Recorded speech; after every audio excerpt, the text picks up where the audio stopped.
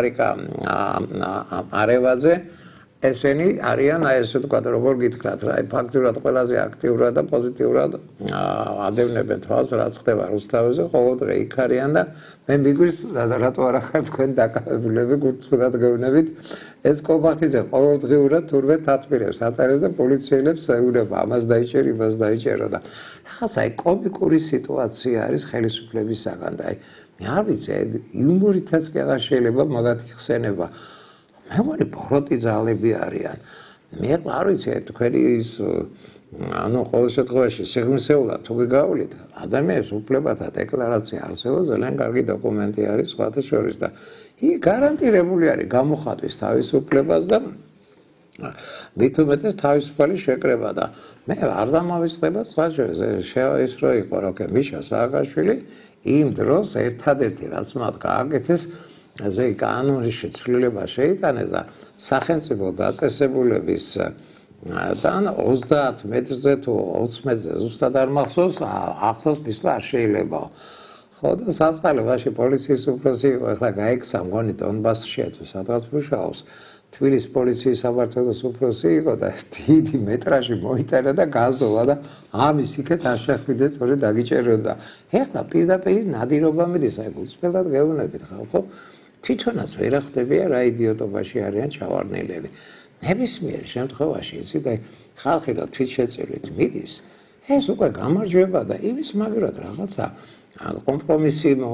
კომპრომისზე წავიდნენ და რაღაცამ დავარ თან მით უმეტეს ხო ეს ძირითადში იქ არც გზის გადაკეტვა მასობრივი არ ხდება რატო აკეთებენ აი თქვენი აზრი მაინტერესებს პრინციპში პოლიტიკური ხედვით გამოირჩევით ორივე ქალბატონი და ეგ აი თქვენ ახსნათ რა უნდა და რატო გებძვიან ესე ყველას გითხოვთ ეთერს ვინც გინდა დაიწყეთ მოგესალმებით დიდი მადლობა ბატონო დავით რა ზონეთ თეონა რა სამოთ ფანტასტიკური საქმე მნიშვნელოვანი არის ყველა საშუალების გამოყენება იმისთვის რომ აუდიტორიამდე მივიტანოთ ჩვენი სათქმელი და თქვენ გყავთ თქვენი განსაკუთრებული აუდიტორია მაყურებელი რომელსაც სხვა არხზე შეიძლება გამოჩენით და საუბრით ვერ მივწვდეთ ჩვენ ამიტომაც მივესალმებით თქვენს მაყურებელს თქვენ სწორედ აღნიშნეთ ეს ყველაფერი კეთდება იმისთვის რომ რაღაცნაირად პროტესტი ჩაკლან და რაღაცნაირად პროტესტი გააჩერონ მაგრამ სინამდვილეში ამას ვერ მიაღწევენ იმიტომ რომ ჩვენ ვნახულობთ და ვფიქრობთ პროტესტის სხვადასხვა ფორმებზე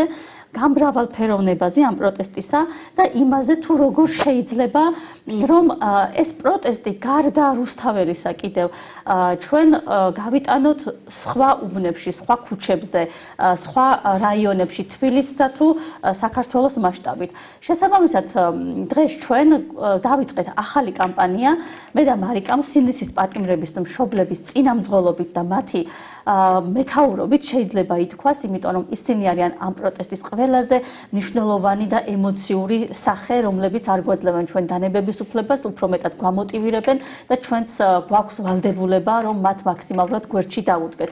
ეს ახალი კამპანია გულისხმობს იმას, რომ ჩვენ გეგმავთ ყველა საჯარო უწყებასთან მივიდეთ და ჩავატაროთ საჯარო მოხელეებისადმი ამა თუ იმ უწყებასთან მიმართვები, მცირე აქციის სახეც კი აქვს ამ ყველაფერს და ჩვენი ადრესატები არიან საჯარო მოხელეები.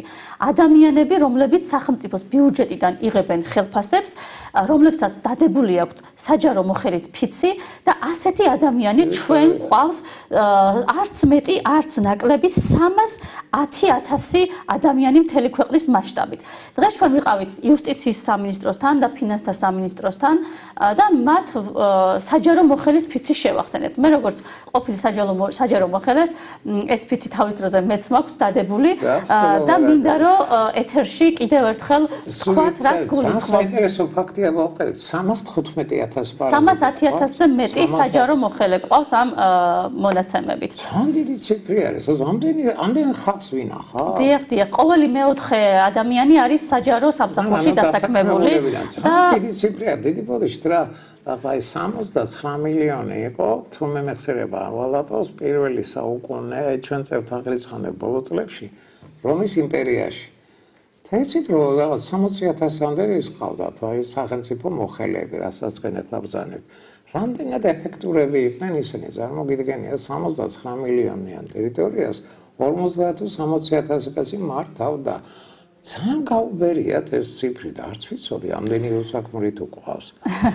ეს რა თქმა უნდა ძალიან მნიშვნელოვანი მონაცემი და სტატისტიკური მონაცემია, იმიტომ რომ საერთოდ რაც უფრო ნაკლები არის საჯარო მოხელე ქვეყანაში და რაც უფრო ეფექტურად მუშაობენ, მატულობს ეს საჯარო უწყებების და აი ამ სეგმენტს სახელმწიფო ამ შემთხვევაში ხელისუფლება ეგრეთ წოდებული იყენებს სწორედ სათავისოდ. და მაგრამ ამ ადამიანებს შორის რა თქმა უნდა არიან კეთილსინდისიერი საჯარო მოხელეებიც და ისეთი საჯარო მოხელეებიც, რომლებიც ჯერ კიდევ ფიქრობენ, რომ თითქოს მათ არ ეხებათ ესა თუ ის ქვეყანაში მიმდინარე პროცესი, მათ არ ეხებათ თავისუფლებისთვის მებრძოლი რეჟიმის ტყვე რო ყავს 150,000 ბოდიში 150-ზე მეტი და ასე შემდეგ. აი ეს საჯარო მოხელის ფიცი მე მინდა თქვენს მაყურებელსაც გავახსენო, იმიტომ რომ ზოგიერთ მოქალაქემ არც იცოდა თუ კი ეს საჯარო მოხელეები ესეთ ფიცს საერთოდ დებენ. ხო, ეს რა თქმა უნდა ის ფიცის დადება არ არის, რომელსაც სამხედრო სამსახურის წვევამდელები დებენ, მაგრამ ეს არის სხვა ტიპის, ესეთი მოკლედ, მაგრამ მრავლის თქმელი ტექსტია. ვფიცავ, რომ ერთგულად ვემსახურების საქართველოს სახელმწიფოსა და მის ხალხს, დავიცავ საქართველოს კონსტიტუციასა და კანონებს, კეთილსინდისიერად მიუკერძობლად და პატიოსნად შევასრულებ ჩემს მოვალეობებს. ჩვენ მეტი არც არაფერი გჭირდება საჯარო მოხელეებისგან. ეს საჯარო მოხელეები ოფიციალურად დებენ ფიცს, რომ სამსახურში. დიახ, ხელს აწერა ამ ფიცს. იქნება, ხო? სხვაჯერს ერთ შეკითხვა მაგდა თქვენთანაც, მარიკა. აი, ჩემი ძმისშვილი სორბონის უნივერსიტეტი აქვს დამთავრებული. საგარეო საქმეთა სამინისტროში მუშაობდა და ახლა აკუბარდიები ვარ ჩვენა და 100 რადგან არის პირველი სია ჩამოიწერა საგარეო საქმეთა სამინისტროში. ვის გააპროტესტა კობახიძის ბიუჯეტური 26 თუ 28 ოქტომბერს ხო? ნოემბერს ხო. და რა არის ის არის? აი ზუსტად ეს რადგან ეს ჩემი ძმისშვილი პირველი იყო სით, პირველი მაგი გაათავისუფლეს. ბარბაროსობა იყო იმაში, რა ქვია, იგივე სხვაჩვენს იმ პირველ დღეს დაახლოებით 120-მდე ორგანიზაციის თანამშრომლებმა კოლექტიური პროტესტი დააფიქსირეს. ყველა დაახსნეს.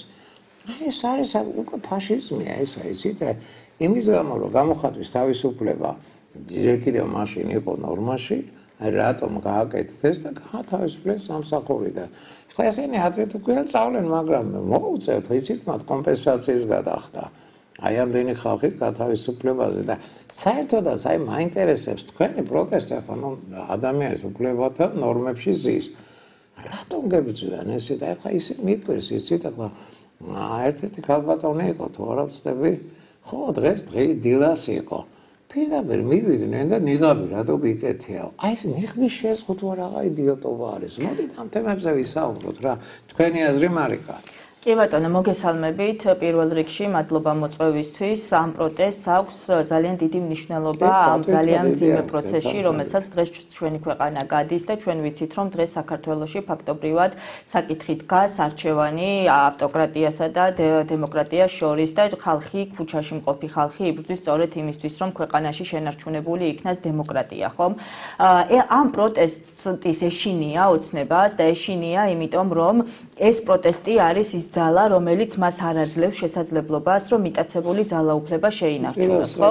ძალაუფლება მან მიიტაცა 2024 წლის ოქტომბრის საპარლამენტო არჩევნებში, როდესაც ტოტალური გაყალბების ფონზე მოახდინა, ასე ვთქვათ, რაღაცა ციფრების დაწერა, რომლის ფარგლებშიც ფაქტობრივად დღემდე უკვე მარტო იჯდა ის ამ პარლამენტში, ხო? პროდასავლური ოპოზიციის გარეშე და ამ პროტესტის და მიტაცებული ძალაუფლების პროცესში მნიშვნელოვანია რამოდენიმე გარემოება. პირველი ეს არის ხალხის პროტესტი, ხალხის ბრძოლა და როდესაც ჩვენი დასავლელი პარტნიორები ცივილიზებული სამყარო ხედავს ხალხის ბრძოლას, აქ უკვე ჩნდება, ასე ვთქვათ, საერთაშორისო არაღიარება ანუ ლეგიტიმაციის არ ქონდა. შესაბამისად ოცნებას დღეს არ აქვს არც შიდა, ანუ ხალხის და არც გარე, ანუ საერთაშორისო ლეგიტიმაცია. ყველაზე მეტად მათ სტკივათ ეს. ლეგიტიმაცია ქართველმა ხალხმა ამათ არ მისცა, ასევე ადგილობრივი თვითმმართველობის ეგრეთ წოდებულ არჩევნებში, ეგრეთ წოდებულში, იმიტომ რომ რეალურად ეს იყო მორიგი რუსული სპეცოპერაცია, ხო? და ხალხმა ძალიან მკაფიოდ დააფიქსირა ის, რომ ისინი დგანან ქუჩაში და არ მიდიან საარჩევნო ურნებთან. ანუ ლეგიტიმაცია არ ქონდა ისევ ხალხის და იქ სადაც არ არის ხალხის ლეგიტიმაცია, არ არის დასავლეთის, ანუ ცივილური სამყაროს ლეგიტიმაცია. ჩვენ ამ პროცესში ვხედავთ, რომ ოცნება იბრძვის მთელი თავისი რესურსებით იმისთვის, რომ შეინარჩუნოს ეს მიტაცებული ძალაუფლება. რა უშლის ხო ამ მიტაცებული ძალაუფლების შენარჩუნებაში ხელს? მას უშლის ხალხი, პროტესტი. ამიტომ არის რომ ებრძვის ამ პროტესტს. პროტესტს ებრძვის სხვადასხვა ფორმებით. ხო ჩვენ ვხედავდით ოქტომბერ-ნოემბრის დეკემბრის პერიოდში, როდესაც ეგრეთ წოდებული სამართალდამცველები, ეგრეთ წოდებული ტიტუშკები და მათ შორის გედედეს თანამშრომლებიც ფაქტობრივად უკიდურესად ფიზიკურად უსწორდებოდნენ ადამიანებს და 500-მდე უკიდურესად მძიმედ ნაცემი ადამიანი არსებობს და არც ერთი დაკავებული, ხო? მე ვნახეთ ჩვენ გამკაცებული 3-4 წლის წინ, როდესაც იმ ვიდეოტოროსულ კანონს იღებდნენ, რა ბარბაროსულად ექცეოდნენ ახალგაზრდობას, გახსოვთ? აი იქიდან მოყოლებული ესენი უკვე არიან ხალხის მტრები. აი ხელისუფლება რომ ხალხს ებრძვის თან სად ცენტრალურ ქუჩას. მე არ ვიცი, იცით, აი შუმის არღვი აქვს ყველას გაწყვეტილი, თორე ან კომპრომისზე წავიდნენ, ან რაღაცა დათმონ არ არის სწორი სირცხვილი, ესეთ ან კომპრომისს განიხილავენ ესენი როგორც არა დიდი ბოდიში ტურიზმა იკლო, იცით? ხო, თავისთავად კონკრეტი იკლო და ფაქტიურად ეს არანორმალური ურთიერთობა აქვს თავის მოქალაქეებთან ხელისუფლებასთან, სადაც პარლამენტი წესი და რიგით სხვა ინსტიტუტია, ვიდრე აღმასრულებელი ხელისუფლება. თარევა და ცემატყეპები არის ქრქიანობა, რა ვიცი, როგორ ეგუები და ხო და სწორედ ხალხი რომ არ ეგუება, აი ეს ქრონოლოგია მინდოდა და განწყობა არის, აი ან დაუშვა პესიმისტური განწყობა იმათთან, ვინც მოდის ხოლმე ამ აქციებზე განსაკუთრებით საღამოს. განწყობას, რასაც მე რუსთაველის გამზირზე ვხედავ და რასაც ზოგადად ხალხში ვხედავ, არა მარტო რუსთაველის გამზირზე მუდმივად მდგომ ადამიანებში, არის ძალიან მყარი და არის მიმართული ცვლილებებისკენ, ანუ ხალხი მიზანმიმართულად იბრძვის, რომ დაიბრუნოს მიტაცებული ძალაუფლება და ქვეყანა დააბრუნოს დემოკრატიულ რელსებზე და აი თქვენ ახსენეთ ადამიანის უფლებათა დეკლარაცია. ეს დეკლარაცია რატიფიცირებულია ჩვენი სახელმწიფოს მხრიდან და ის მოქმედებს როგორც საერთაშორისო ხელშეკრულება საქართველოში, ასევე ადამიანის უფლებათა ევროპული კონვენცია, მაგრამ ჩვენი აქვე მნიშვნელოვანია აღინიშნოს ამ საერთაშორისო დოკუმენტებთან ერთად ჩვენი ქვეყნის მთავარი კანონი, კონსტიტუცია, ხო, რომელიც პირდაპირ არის მეორე თავი ადამიანის უფლებების თავი, სადაც პირდაპირ და ერთმნიშვნელოვნად ხაზგასმით არის აღიარებული გამოხატვის თავისუფლება. გამოხატვის თავისუფლება, ანუ იგივე პროტესტის შესაძლებლობა, ხო, რომ ადამიანებმა თავისუფლად გამოხატონ და ეს უფლება ირღვევა, მათ შორის ეს უფლება, იმიტომ რომ ძალიან ბევრი უფლება ირღვევა და ჩვენ ვხედავთ, რომ ცემის, დაშინების, გაზრდილი ჯარიმების და სხვადასხვა მეთოდების შემდგომ უკვე ფაქტობრივად კრიმინალიზებას ცდილობენ პროტესტის, იმიტომ რომ პირდაპირ ადმინისტრაციული დაკავებები შემოიღეს ახლა მათი არალეგიტიმური საკანონმდებლო ეგრეთ წოდებული ორგანოთი და მეორე ჯერზე უკვე სისხლის სამართლებრივი პასუხისგებლობა მოყვება ამას. გარდა ამისა, ჩვენ ნახეთ, აი ქალბატონი აზა მაგალითად არ შემიძლია არ გავიხსენო, რომელიც გაციებული იყო ჯანმრთელობის მდგომარეობიდან გამომდინარე, პირბადით იმყოფებოდა თავისუფლების მეტროსთან. რა დროსაც შემოერტყნენ გარს ათობით პოლიციელი და რაღაცა ოქმი შეუდგინეს, ხო? აი ეს წარმოუდგენელია, ეს არის არაქართული, ანუ ესენი აღარ სცემენ პატივს. ნახეთ, მასე ფორმულაში ხო, ამ ქალბატონზე გადაცემა. საშინელებები მოყვა ამ ქალბატონმა. ქართველობის გამო ხრიტავდნენ ეს აბსოლუტ სეპარატისტები. ქალბატონი აზა არის დევნილი, დიახ, და მან იცის მას თავის თავზე აქვს გამოვლილი ის ყველაფერი, რაც იყო და ქალბატონი აზა ერთ-ერთ ამ ასე თქვათ ინტერვიუში თუ პირად საუბრებში ამბობს ყოველთვის, რომ აი დახვრეტა ადამიანებს ხრეტდნენ და ადამიანების დამარხვის შესაძლებლობას არ ეძლევდნენ და მაშინ მარხავდა ქართველებს თანამემამულეებს და ესენი ახლა პირბადის გამო რაღაცა ოქმის შედგენით აშინებენ ადამიანს, მაგრამ ყოველ ჯერზე, როდესაც რეპრესიული კანონები მიიღეს, როდესაც პროტესტის წინააღმდეგ გაილაშქრეს, იღებენ უკუშედეკს, ხო? ხალხი არ ნებდება, იმიტომ რომ ხალხს აქვს ძალიან მტკიცედ გადაწყვეტილი, რომ ეს ცვლილებები მათ უნდა მოუტანონ ამ ქვეყანას და ამ პროტესტის ნაწილია, რაზეც თეონა მისაუბრა და ალბათ მექნება შესაძლებლობა, რომ მეც ვისაუბრო უფრო ცვლად, იმიტომ რომ ძალიან მნიშვნელოვანია და ამ პროტესტის ნაწილია 26 ოქტომბერი, როდესაც დაანონსებულია უკვე ჩვენი კოალიცია ცვლილებების მხრიდან, დიახ,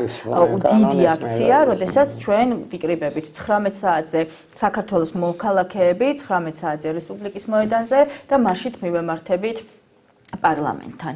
2 კილომეტრ ნახევარია თუ მე მეხსიერება არ ღალატობს იქიდან იქამდე და ის არა რა ქვია თემა მართლა და აღმაშფოთებელ რეალობაში ვცხოვრობთ იცი და ჩემი საზრით თვითონ ხელისუფლება არ ყვევს კონსტიტუციურ გარანტიას რაც ეს არის ხო ძირითადი კანონია ძირითადი კანონი ნებას აძლევს ნებისმიერ მოქალაქეს ესა თუ ის პრობლემის შეძახილით ესე ვთქვათ მოითხოვოს რომ მიიღეთ რაღაც ზომები და აი დათქვნის მექანიზმი აღმოჩნდა ეს მოძალადე ხელისუფლება და ძალადობაზე აწყობილი სახელმწიფო მე არ მინახე ნუ ერთადერთი ეს ის იყო რა KPSS-ი და ესე ვთქვათ სამშთა კავშირი არ არის ეს ნორმალური ამბავი და მე მარტო მეკვეს ისე თეონ აი შეიძლება რადიკალური მოთხოვნები მაგრამ მე თუ მკითხავ მთელი საქართველო უნდა გამოდიოდეს აი წინა წელს სხვადასხვა აი მაშინ ოქტომბერში ნოემბერში ყველა ქალაქში ყველა რაიონულ ცენტრში გამოდიოდა ხალხი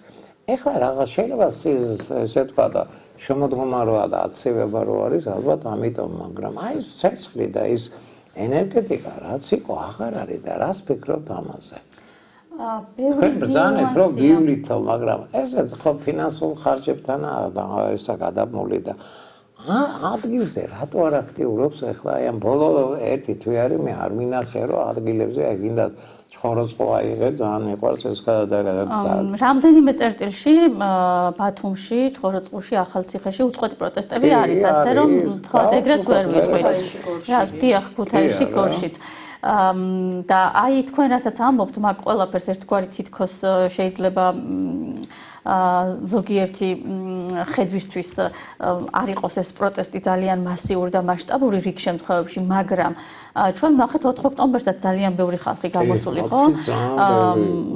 ახლა 26 ოქტომბრის აქცია არის მნიშვნელოვანი ასევე, რომელშიც მეც მონაწილეობდა. მგონია რომ ჩვენ კიდევ ერთხელ უნდა მოვახდინოთ იმისი დემონსტრირება რომ შვიდობიანი არაძალადობრივი პროტესტით ვართ დაკავებულები და ქართული მოსახლეობა თავიდან ბოლომდე არის შვიდობიანი პროტესტზე ორიენტირებული. აი ეს მშვიდობიანი არაძალადობრივი პროტესტის სხვადასხვა ფორმები უნდა გამოინახოს კიდევ და უფრო მეტად გააქტიურდეს, იმიტომ რომ როგორც ვთქვი, მნიშვნელოვანი არის პროტესტის გატანა არა მარტო რუსთაველზე საღამოს საათებში იმ უმნიშვნელოვანესი დემონსტრირებითა და იმ კომპონენტებით, რიცაც ხასიათდება ყოველდღიურად რუსთაველის გადაკეტვა და ასე შემდეგ, არამედ პროტესტი უნდა იყოს დღისითაც, მზისითაც, დარშიც, ავდარშიც, სხვადასხვა ქუჩებზე, სხვადასხვა რაიონებში და ასე შემდეგ. ამისი ნათელი მაგალითი არის სწორედ სინდისის პატიმრების და ჩვენი ერთობლივი მცდელობა, რომლითაც გვინდა რომ გამოვაღვიძოთ და მოქმედებისკენ მოვუწოდოთ საჯარო მოხელეებს. საჯარო მოხელეები, როგორც ვთქვით, არის ძალიან დიდი მასა საზოგადოებისა შემადგენელი ნაწილი, რომლებზეც ბევრი რამ არის დამოკიდებული. ფაქტიურად სახელმწიფო რომ ჯერ კიდევ დგას, არის სწორედ სახელმწიფო საჯარო მოხელეებისა და ამ უწყებების მუშაობიდან გამომდინარე, ხო? მასში შემავალი ეს საჯარო მოხელეები სხვადასხვა ფორმით შეიძლება მხარდაჭერას უცხადებდნენ ამ პროტესტს.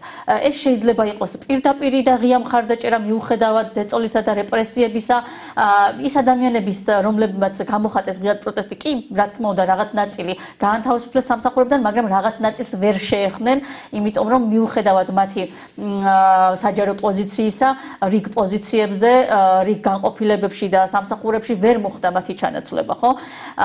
ასევე მნიშვნელოვანი არის მათი მუშაობა იქაც ადგილზე, თავიანთ თანამშრომლებში, სამეზობლოებში საუბარი, თვალი რომ არ დახუჭონ და ასე შემდეგ.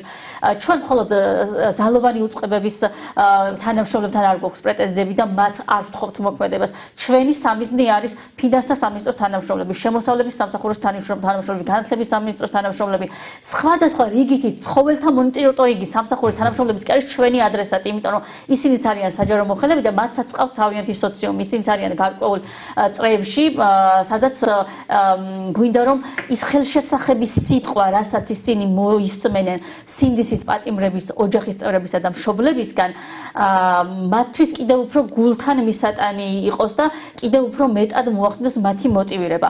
ხოლო სამართლებრივ ნაწილზე, რასაც ჩვენ ვაკეთებთ კიდევ გარდა ამ გარე აქტივობისა, დეტალურად მარიკა მოგახსენებთ. კი ბატონო, მარიკა გისმენთ, აი 7 წუთი და რეკლამაზე უნდა გავიდეთ. კი ბატონო, მეც მინდა ამ პროტესტის მნიშვნელობაზე ვისაუბრო, იმიტომ რომ თეონამ სწორად აღნიშნა, ძალიან მნიშვნელოვანია, რომ ყველა ქუჩაზე, ყველა ადამიანამდე მოხდეს მიტანა იმ რეალობის, მართლა რაც არსებობს ამ ქვეყანაში და როგორ რეალობაშიც გვიწევს ცხოვრება და პირველ რიგში როგორ რეალობაშიც უწევს ცხოვრება ჩვენი სინდისის პატიმრებს და მათ მშობლებს, მათ ოჯახის წევრებს, მეუღლეებს, დებს, მამებს, დედებს, ხომ, ამ ადამიანებს. სწორედ ამიტომ ამას ემსახურება, რომ უშუალოდ მშობლების მხრიდან საჯარო მოხელეებამდე მოხდეს მიტანა იმ ტკივილის, იმ თან უსაფუძვლო საქმეების, რომელიც ასე ვთქვათ არსებობს რეალურად, იმიტომ რომ ესენი ხო დამნაშავეები არ არიან სინამდვილეში, ესენი დააკავა ეს ადამიანები, დააკავა რეჟიმმა იმისთვის, რომ შერჩევითად, როგორც კობახიძემ აღნიშნა, ჯერ დააკავეს და მერე დაიწყეს ასე ვთქვათ საქმეების შეკერვა და იმიტომ იყო ესე ნათელი, ესე თეთრი ძაფით ნაკერი საქმეები და ჩვენ ვაკეთებთ ესეთ პროექტს, რომელსაც ამ პროექტის პარალელურად აქციების კამპანიის პარალელურად და სინდისის პატიმრების რეჟიმის პატიმრების ადვოკატებთან გვაქვს კომუნიკაცია და მათგან ვიღებთ უშუალოდ დეტალურ ინფორმაციას თუ რატომ არის მათი ბრალი აბსურდული და მათი სასჯელი აბსურდული. ამას ვკრავთ ერთ ისტორიებად, ასე ვთქვათ, სამართლებრივ აბსურდის ისტორიებად და სიმბოლურად ამას ვარქმევთ საქმე სიცრუისა, ხო? სიბრძნე სიცრუისას პარალელიდან გამომდინარე, რომელიც დღეს სხვათა შორის ის ნაწილი რეჟიმის პატიმრების ეს სამართლებრივი ისტორიების ნაწილი, სადაც ადვოკატებმა უკვე მოგვაწოდეს ჩვენ ისტორიები, წარვუდგინეთ სწორედ ფინანსთა სამინისტროს და შინაგან საქმეთა სამინისტროს თანამშრომლებს და დოკუმენტად ჩავაბარეთ იმისათვის, რომ მოხდეს მათი გაცნობა. აუცილებლად მოგაცდით ამ დოკუმენტს. გადაგებას ამას ინგლისურად თარგმნით. აუცილებლად ეს იგეგმება. გვერდზე რომ დადოთ, ძალიან ბევრი და ბევრი ეს იგეგმება, როდესაც ყველა ადვოკატი მოგვაწვდის უკვე ინფორმაციას, ეს შეიკრება ერთიან ფაილად, ასე ვთქვათ, დოკუმენტად, რომელიც ასევე იქნება ინგლისურად ნათარგმნი და რომელიც დარიგდება როგორც საზოგადოებაში, ასევე გაიგზავნება ჩვენს პარტნიორებთან, ელჩებთან, რომელიც ხალხის მხარს ნებას უჭერს და ხალხის ასე ვთქვათ, ინტერესების გატარებას ემსახურება თავის მხრივ ამ ქვეყანაში და სამართლებრივ ხედრა კარგია, რომ ესე კონკრეტულად ყველა ადამიანს როგორ ზდევნიან და როგორ ჩაგრავენ და რომ ეხლა დღეს მე შემცხვა იმ პოლიციელების, მაგრამ რეჟისორი თვითონ მივიდა პოლიციაში. დამაკავეთო. დამთავრებული ამათი ისა. ამ ხალხს როგორ მოერევიან? ამ ადამიანებს როგორ მოერევიან აბსურდული კანონები? კომპრომისებზე წავიდნენ უნდა. ანუ ძალიან მნიშვნელოვანია ეს პატარ-პატარა აქციები, რომელიც შინაარსობრივად იქნება დატვირთული და დღის მანძილზე გადაწყობილი, ასე ვთქვათ, რაც აგერ ჩვენს ვაკეთებთ სინდისის პატიმრების მშობლებთან ერთად და ძალიან მნიშვნელოვანია მსხვილი აქციები და 26-ის აქცია მე უკვე ვახსენე, რომელიც დაანონსებულია როგორც პოლიტიკური პარტიების, ასევე საზოგადოებრივი ჯგუფების, მათ შორის მშობლების და სამოქალაქო საზოგადოების მხრიდან. სამართლებრივ ნაწილს კიდევ მინდა შევეხო, ის რაც დღეს ხდება ფაქტობრივად გასულია სამართლებრივი ჩარჩოდან და ძალიან ძნელია აქ სამართლებრივი შეფასებების გაკეთება, თუმცა ერთადერთი ჩვენად შეგვიძლია, რომ მორალურად ეს ადამიანები მარტო არ იყვნენ დატოვებულნი, თუმცა მინდა გითხრათ, რომ საკმაოდ ძლიერები არიან და იქით ახდენენ გამხნევებას, მათი ოჯახის წევრების თუ გარეთ მყოფი ხალხის, ჩვენ მაქსიმალურად ვცდილობთ, მათ შორის პარტია ახალის ქვეშ ამოქმედებულია ცხელი ხაზი, რომელთაც ვცდილობთ არც ერთი ადამიანი არ დარჩეს უყურადღებოდ და ყველა ვინც მოგმართავს უზრუნველყოფილი იყოს ადვოკატით ეს ახალზეა დააფიქსირეთ. პრინციპში თქვენ უკვე პოლიტიკური მოღვაწეები ხართ. აი, როდესაც ორგანიზებულად და ეს ბუნებრივი მოვლენა არის, როდესაც ხელისუფლება ჩაბეტონებული არის რაღაც იდიოტობებში, მაგდოს მათ მხოლოდ ორგანიზებული ძალით უნდა დაუპირისპირდეთ. აი, ეკება რაღაცა ნოვაციები, მოიფიქროთ, აი, რაღაცა განსხვავებული უნდა მიუდგეთ ამათ ახლა. მე მახსოვს ახლა რაღაც ღმერთმა პატია, მე მაგალითად არ მინდა ახლა პიროვნულ შეურაცხყოფაზე გადავიდეო, ერთ-ერთი კალბატორი სახთა როგორც კი აქცია ჩატარდა, აღარ ჩანს ის ქალი. მე თუ მითხოვდა დღე და ღამე ეს ხალხი შეგვიძლია საათი აიღო და წამზომი და ყოველ დღე ყველაზე მეტი გამოსვლები ვისაა? კობახიძესაა. ამას მანია გრანდიოზო ჭირს, ეს აშკარად პათოლოგია არის. მოდით რა მაგის სახთან მოვაწყოთ რა სამშვიდობო გინდათ შიმშილობა გამოაცხადეთ ეხა კარვებიც აიღეთ რაღაცა უნდა იგზნოს იმ სვაჭერს კორპუსს სადაც მაგის ხოლმე ვერიტანე თურმე მაგად ხათეკი და ისიც რაღაცა მოიფიქრეთ. მე მახსოვს ღარიბაშვილის სახთან რო აქციები ჩატარდა, ეს იყო 7 წლის თუ 8 წლის. პანიკაში იყვნენ. რაღაცა მოიფიქრეთ, თქვენ კი ბრძანეთ იცით თეონა რომ აი სხვადასხვა ვარიაციებზე ფიქრობთ რომ როგორ ყველგან უნდა ჩატარდეს ეგეთი რაღაცები. არ ვიცი მე სოფლის მეურნეობის სამინისტროს მოგადაყვებით, მაგრამ მათაც უნდა ეშინოდეთ იცი და ყველა უნდა თქოდეს, როდესაც სიმართლით მიდიხარ და ითხოვ დაიცავი კონსტიტუცია. უკვე წაგებულები არიან და ისინი აი დაუკვირდით რა ეშმაკოსფრებს აკეთებენ დაპატიმრებები, დაჯარიმებები და 5დღიანი და 6 დღიანი იდიოტობები შემოიღეს. კიდე კაი მივხვდნენ ადრე 1000-ობით ლარი ჯარიმებს და ჯარიმე მარიმუშავაო, ხო თქვა გობახიძე, მაგრამ თვითონ ოცნების პრემიერმა და სწორედ ეს არის, რომ ახალ რეპრესიებს იგონებენ, მერე ხვდებიან, რომ მარიმუშავა და მერე ცდილობენ, რომ აბა მოდი ახლა რა იმუშავებს კიდევ უფრო გავამკაცროთ და მე თუ მექნება შესაძლებლობა ამ სამართლებრივი ნაწილის ფარგლებში, მინდა კონკრეტული ისტორიები მოვყვე, კონკრეტული ადამიანები, სადაც არ არსებობს მტკიცებული ბატონო. მაინტერესებს, აი მე თუ მკითხავ და საერთოდ გონიერები და მე თუ მკითხავ აი პოზიტიურად აღიქვამთ რეალობას და პოლიტიკოსები ხართ ჩამოყალიბებული. შედარებითი ანალიზით ჩავატაროთ, მოდით სააკაშვილის დროს რაც ხდებოდა და ეხლა ჯოჯოხეთია. მე მართლა მახსოვს ის პერიოდი და ისეთი გაბრაზებულები ვიყავით, აი განსაკუთრებით არ ღვევა რომ მოხდა მაშინ, ბანონ ბერაბიშვილს შეტანეს ეს ამბავი ბოდიში არ გორიზის, მაგრამ სისულელე გააკეთეს მაშინ. რა თუნდოდათ რომ მიტინგი მიდის ხო? გააცნობიერე პარლამენტში გადაიტანე დისკუსიები. მაშინ წააგო სააკაშვილმა. ესენი საერთოდ წაგებულები კი არ არიან, აი ფაქტობრივად ომი დაგიწყეს სულ ყველას და მოიფიქრეთ, ახლა გონიერები ხარ და მე თუ მიხდათ მართლა კარგი პოლიტიკოსები ხარ და რაღაცა იცით ან მანიფესტი გამოაცხადეთ ან რაღაცა გააკეთეთ, რომ თვითონაც შეწუხდნენ და თვითონაც მიხდნენ, რომ ძალადობით ეს პრობლემა არ დასრულდება.